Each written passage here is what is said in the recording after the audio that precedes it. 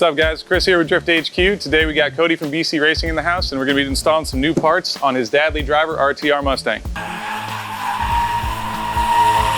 So we got a bunch of good parts from Cobb. We have our front mount intercooler kit here. This is all our install hardware, the intercooler body itself, new pipe, as well as a turbo blanket and our access port here, which allows us to tune it for all the new parts.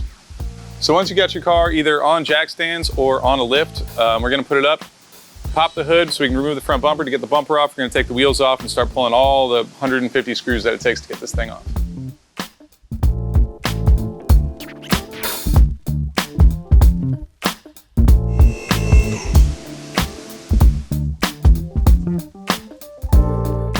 So we're going to start by removing all of your little plastic push tabs from the upper cowl here so we can get access to our bumper bolts. Just use a flathead, make it nice and easy. All right, now there's a bunch of 8mm bolts in here that we need to remove, the big screws. We have 6 of those up top. All right, now there is this very awkward, tiny 5.5mm that you got to get out.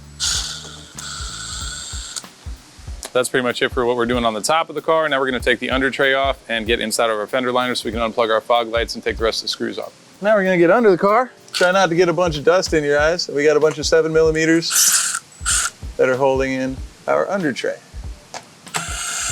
And then there's also 4 of the plastic push tabs like we had in the engine bay, just a little bit bigger. Same thing, just take your flathead, pop them out, and that should be free. Now we're just gonna get to the fender well now and pop out all of these plastic push tabs so that we can have access to the side bolts holding the bumper as well as get to the harnesses on our fog lights. They make fancy panel remover tools, but flathead works just fine. You can see our under tray here is loose, but still attached to our front bumper. We got these big guys.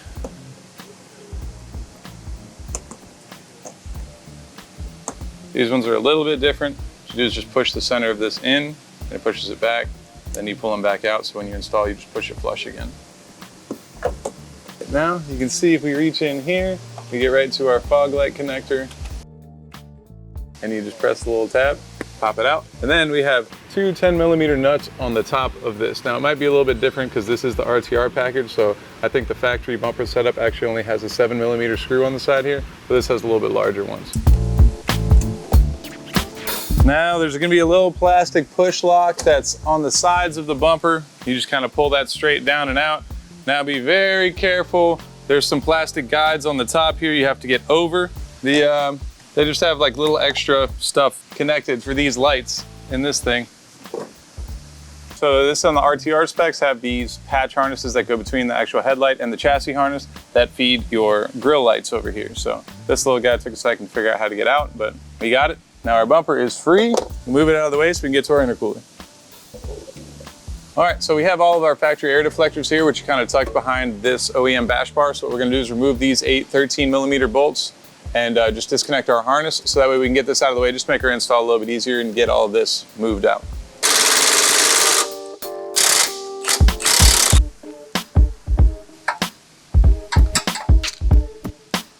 Take it out slow, make sure nothing's attached. I'm good there. All right, now we got 2 of these plastic push tabs, just like everywhere else in the car. We remove them with a flathead.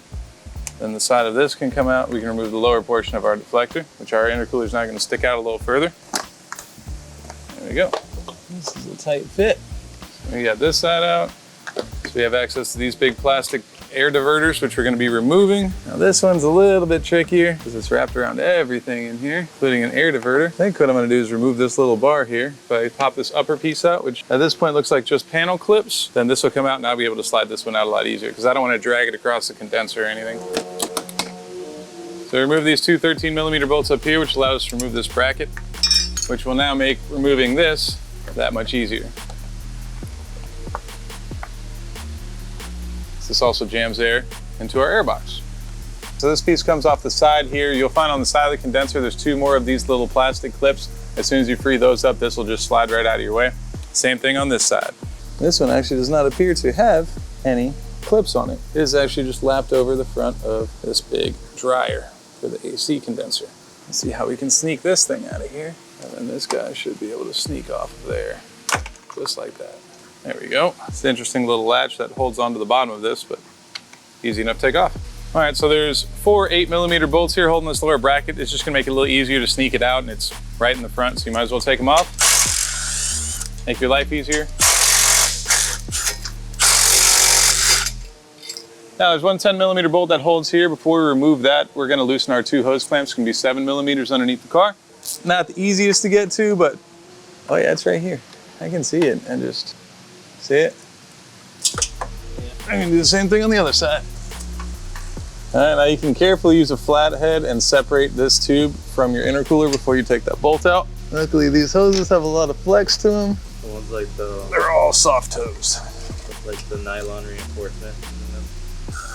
There's one 10mm bolt right there. That'll allow you to sneak this forward a little bit, which will also have a little clip there, which is not fun. All right, looks like I have to loosen the upper radiator brackets to get this to slide up over the other tabs. There's 4 10mm right up here, and that'll allow the radiator and condenser assembly to come up just a little bit.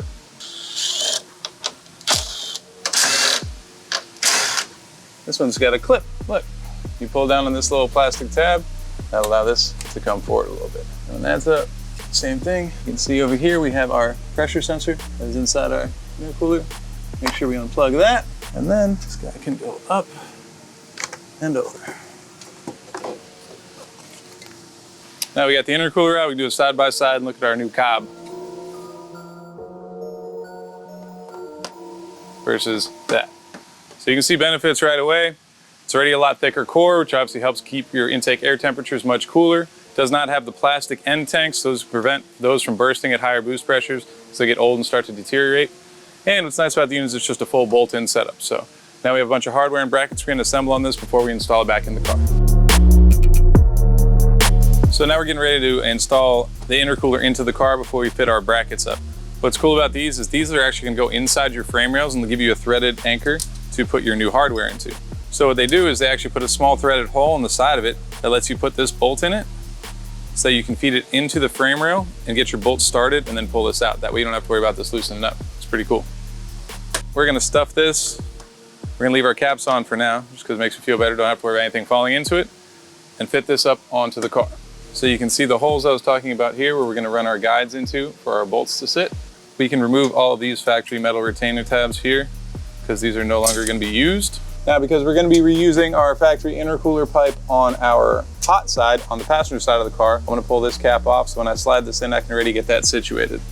There we go. It's partially in there for now. Yes, the coupler on this side is gonna be reused, and on the driver's side, we have a whole new cold charge pipe to eliminate that big flexible rubber hose that's in there from the factory. We're gonna try and secure our bracket here, so the flat portion of the brackets and the smaller holes will be towards the intercooler, the flat portion towards the front.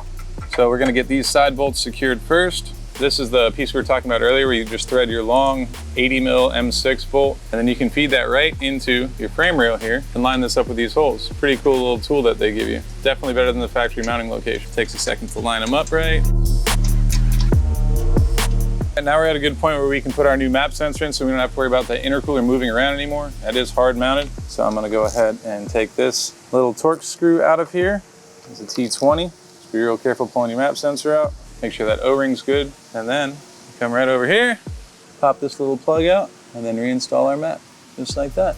Now there's 2 different holes there, which I assume is for 2 different styles of map sensor. This one works with our lower hole, and then our connector here will still line up. All right, this one here is a M5 Allen key, again provided with your Cobb intercooler.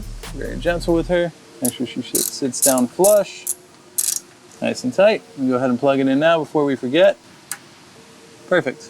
Nice and clear still. So now what we're gonna do is work on our intercooler piping. We have a cold pipe that was supplied with our intercooler pipe kit, as well as 2 couplers. And after we finish that, we'll go ahead and tighten the coupler on our passenger side. So this big, long rubber hose is what's gonna be replaced. Lose a lot of pressure throughout that because those hoses have a tendency to flex. While they are reinforced and everything like that, it's just a better bet to have the aluminum because the aluminum also dissipates heat a little bit better. So that's never been off before. There we go. Now we'll fish this thing out of here as gracefully as we can.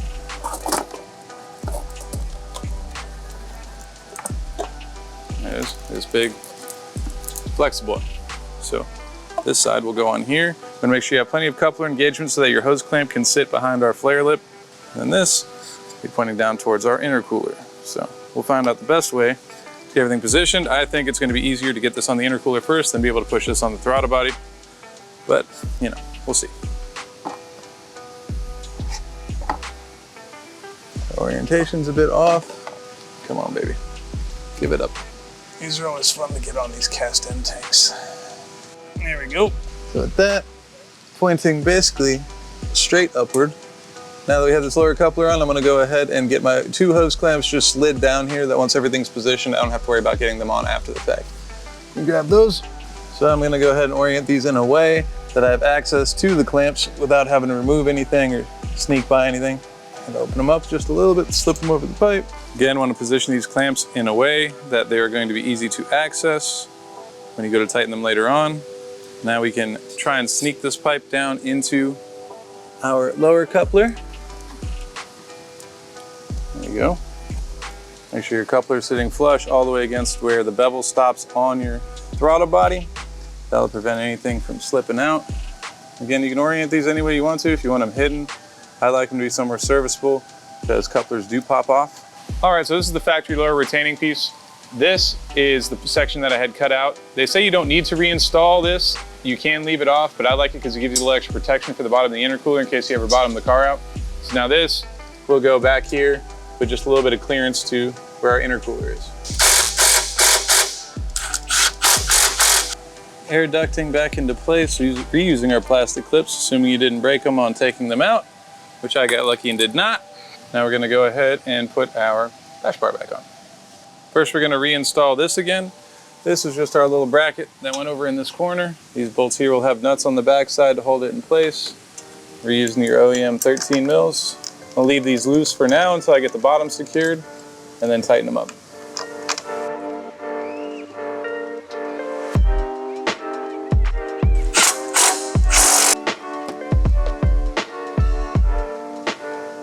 This factory lower piece here, you can, again, also leave off.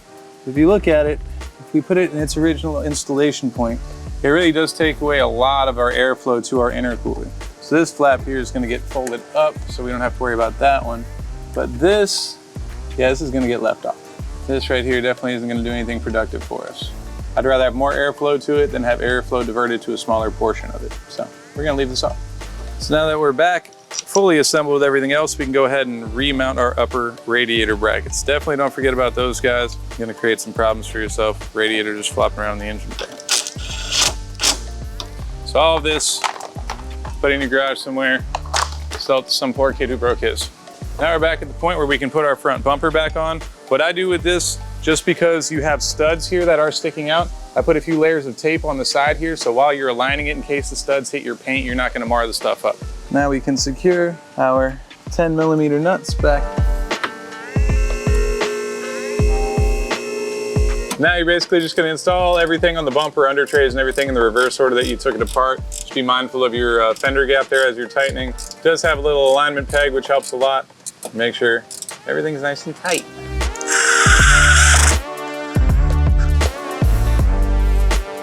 All right, now that we got the front of the car all put back together and intercooler pipes are all secured, what we're gonna do is install our Cobb turbo blanket. So first thing we're gonna do is loosen the 2 13mm nuts that are on the top holding the heat shield. So just 3/8 ratchet and deep well 13. And you can sneak right in there. Be careful not to kink your AC line or anything. There's a small T30 Torx that is on the bottom of this manifold heat shield. You can see it's starting to loosen up now that I'm taking it out. Do my best not to drop it. Now with that out, the fun part is trying to maneuver this heat shield out of its little happy home. But luckily it's made out of some pretty soft metal, so what we're gonna end up doing is just kind of bending it and flattening it out as we take it up. About to just take my tin snips and cut it in half. That'll make our life a lot easier. Since we're not reusing it, I'm just gonna go ahead and use tin snips, and I'm just gonna cut it straight across. That way it'll come out in 2 pieces.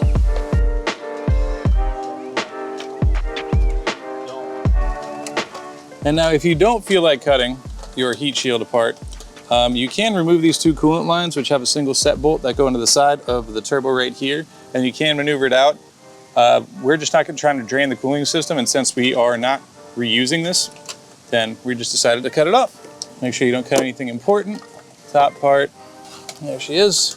So in its factory form, this wraps all the way around the bottom there, so it's very hard to maneuver to get up and out in 1 piece, but in 2 pieces, much easier. Now, There's a series of rivets on this that have mounting points where you can either use their cable that they provide. It's just a steel cable that you can twist together to tie up, or they actually have spring clips. So we're going to use a combination of the two depending on how much access we have. So we're just going to mock this up and see where we end up.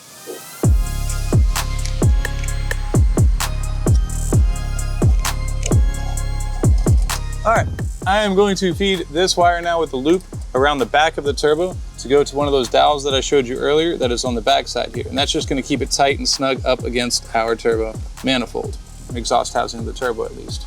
Once I get it secured, what I'm going to do is just cross it over on the back so that it can't just slip back off optimistically. So that allows us to tighten this up. Yeah, sorry if you guys can't see anything on camera, but I'm working just as blind as you're watching. You just kind of got to feel it out and find where your lock rivet is. Now, what I will tell you though, is this side will actually stay on your hook without you having it on there. So if you can get this side fixed first, then you can pull on this as much as you want without having to worry about this falling. If you get this first and you pull on this, this can still pop off. There is a series of those pegs that we talked about before. So we have one on the back side here where we have a piece of safety wire going around the back of the exhaust housing and then wrapped around this side. And then the large flap that you saw extending towards the back earlier, that wraps around the base of our turbo. And then there's another piece of wire here that will tie up from the corner.